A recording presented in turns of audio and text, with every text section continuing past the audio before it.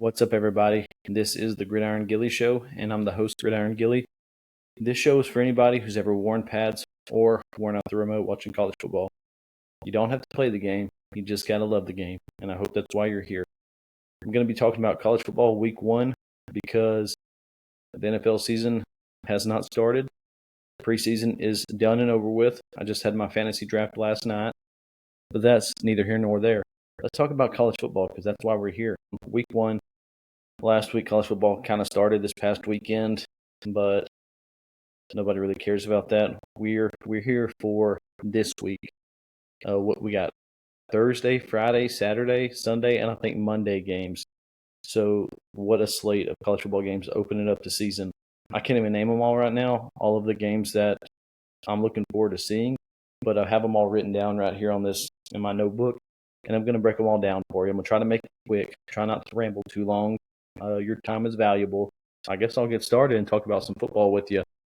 So the first game I have written down, Thursday, August 28th, we have Nebraska versus Cincinnati. Now, neither one of these teams are ranked, and I think they're playing at a neutral site. Don't quote me on that. I think they're playing at Arrowhead. Regardless, doesn't matter.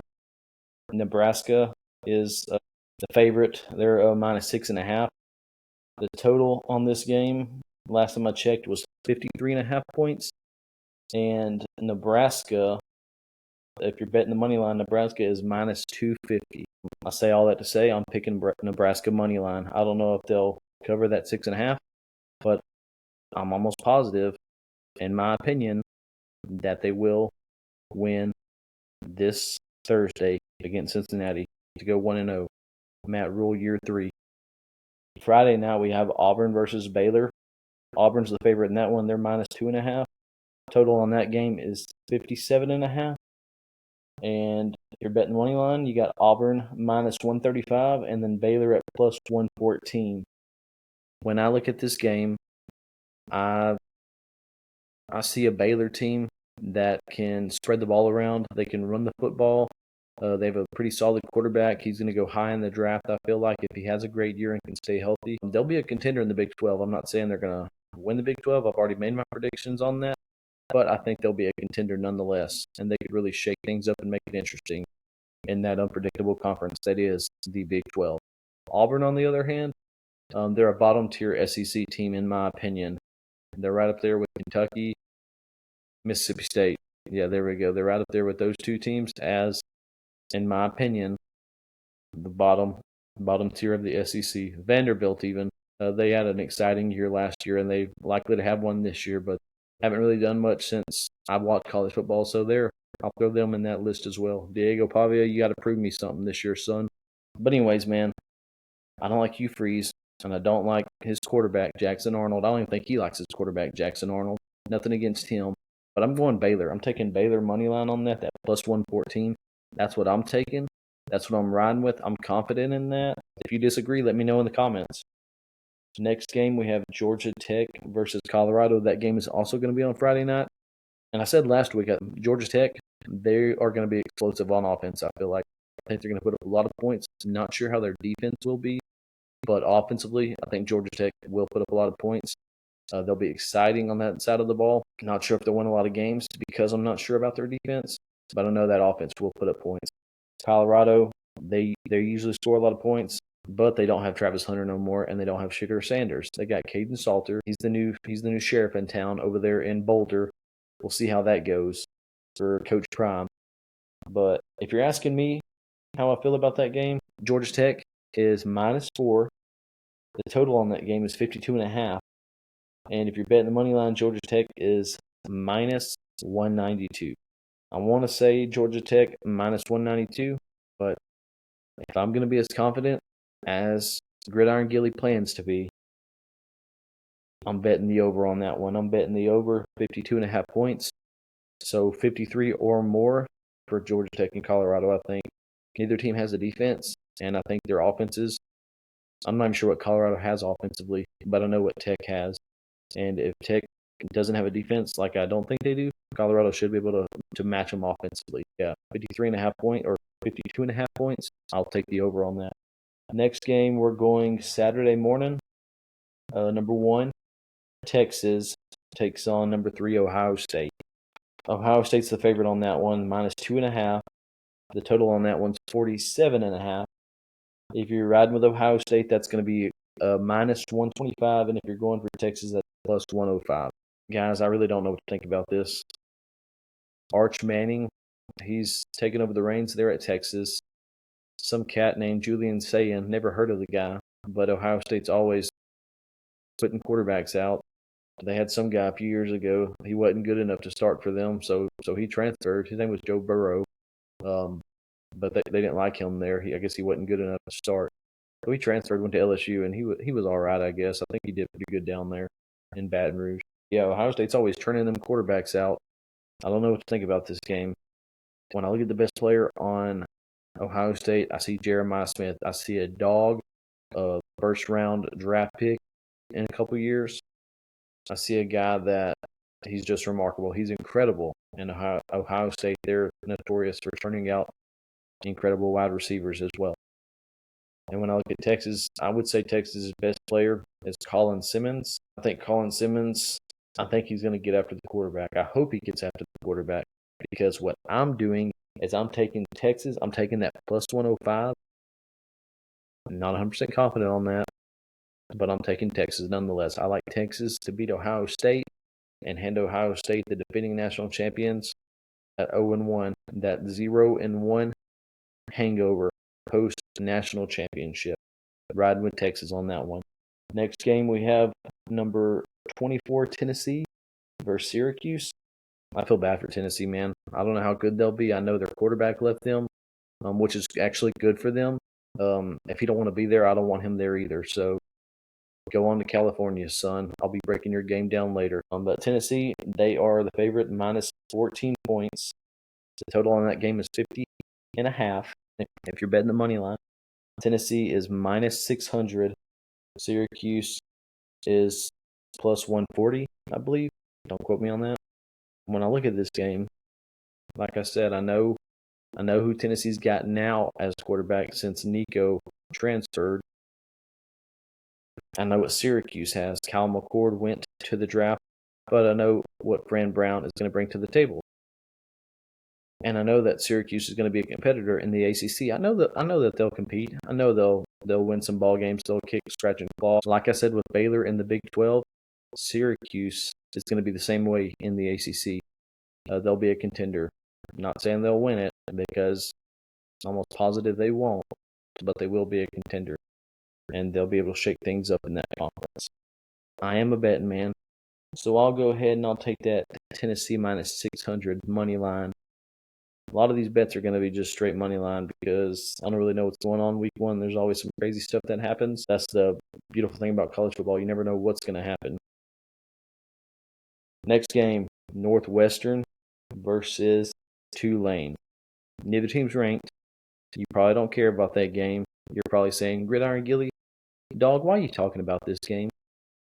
I'll tell you why I'm talking about this game. Because I'm taking Tulane, whatever the Tulane -5.5. Tulane, the total of 46.5, and then if you're betting money on Tulane, -218. I wrote all this down earlier in the day, so things could change. Things could change before game day. But like I said, I'm a betting man, and I'm taking Tulane all day, every day, son. Willie Fritz, he's not the head coach there no more at Tulane, but he was. And what he did there was build a program from the ground up.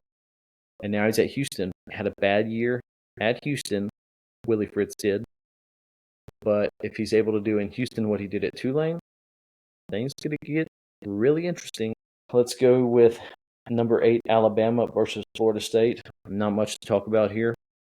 But if you're going to bet on it, you got Alabama -13.5 as the favorite. The total on that game is 50.5. If you're betting money line, Alabama -600. That's what I'm going. That's what I'm riding with. That's what I'm committed to. Next game, Utah versus UCLA.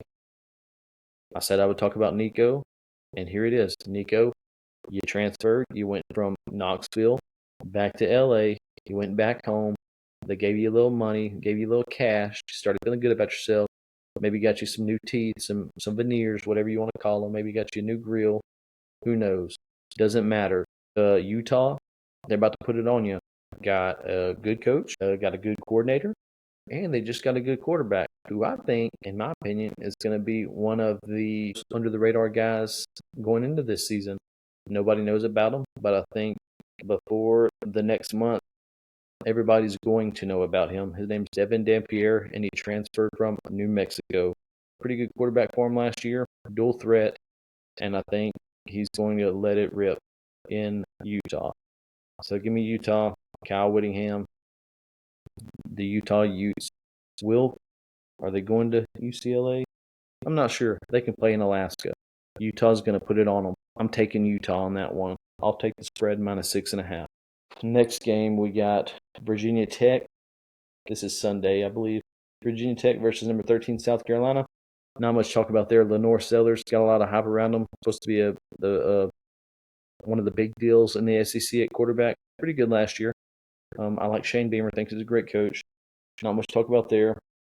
Betting, if you're betting, you got South Carolina minus 7.5. Total is 52.5. And then South Carolina money line minus 310. On that game in particular, I'm going to take South Carolina. I'll take the spread minus 7.5. I think they'll beat Virginia Tech pretty good. Just from what I've seen and the comments on a few of my videos, a lot of the fans of Virginia Tech do not like their head coach. So I'm gonna take the spread on that one. I'm gonna be confident in saying South Carolina should win that game by 8 points or more. Next game, number 6 Notre Dame versus number 10 Miami. Sounds exciting, sounds exhilarating. Catholics versus convicts. Last time these teams played, 2017. Miami put it on them. When I look at this year, though, Miami, they've got Carson Beck now at quarterback. I think Notre Dame, they're going to start this cat. CJ Carr is his name. Not sure what he's capable of, but I know what Beck is capable of, and that is throwing a lot of touchdowns, throwing for a lot of yards, and throwing a lot of interceptions. When I look at what Notre Dame has, they don't have Xavier Watts no more. They don't have Benjamin Morrison no more in the secondary. And they don't have Jack Kaiser no more. So maybe Carson Beck won't throw that many interceptions. But guess what Miami don't have no more? Cam Ward, Xavier Restrepo. And guess who Carson Beck is not? Cam Ward. So when I look at the game, guess who Notre Dame still does have? Probably like every receiver that they had last year. And one of the best running backs in college football, Jeremiah Love. Taking Notre Dame on that one. I'll take the spread, minus 2.5. The next game, Monday night, TCU versus North Carolina. TCU is the favorite, minus 3.5. Total is 56.5. And if you're betting money line TCU, it is going to be minus 162. I wrote this game down only because it's Bill Belichick's debut in college football. It's going to be interesting, going to be exciting. I think TCU puts up a lot of points. Not sure how stout their defense is. North Carolina usually puts up a lot of points, so it could be interesting, but you got to risk it. I'll take the over on that. That's a lot of points, but I think it's likely to happen. The total 56.5. I'll take that over 56.5 points. TCU, North Carolina. You thought I was done. There's one game I did not talk about, and that's because I wanted to save it for last, because this game right here, it's going to be probably the most watched game this weekend, even bigger than Texas, Ohio State. I believe this game is, because, well, here it is.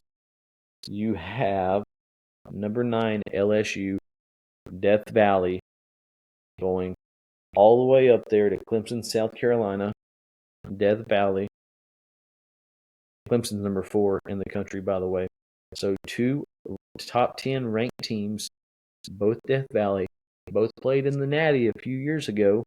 Pretty good game. That cat that transferred from Ohio State that wasn't that good, Joe Burrow, he played in that thing and won. I think he won the Heisman too, and he's played in the Super Bowl. So yeah. Anyways, Clemson is the favorite on that one, minus 3.5. The total points, 57.5. If you're taking Clemson, that's minus 180 money line. If you're taking LSU, that's plus 150 money line. Here's the deal, guys. Garrett Nussmeier Cade Klubnik? Who's better? I literally do not know. I have no idea. Any given Saturday, right? When I look at the receiving core, who's better?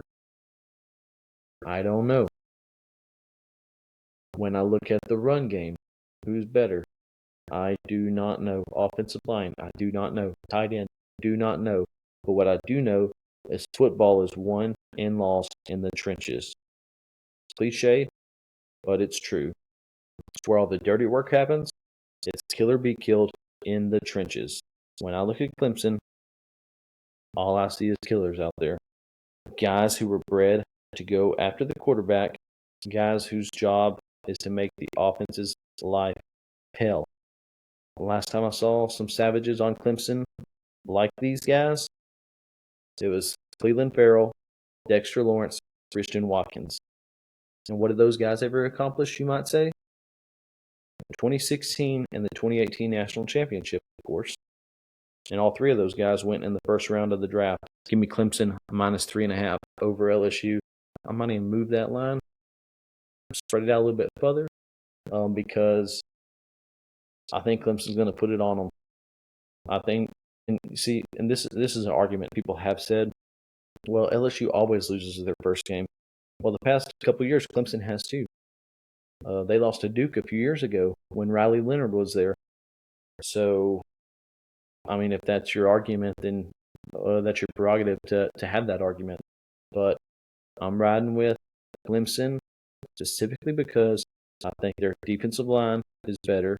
Neither team had a run defense last year, but Clemson has some dogs on that defensive line, and I think they'll get after Nussmeier.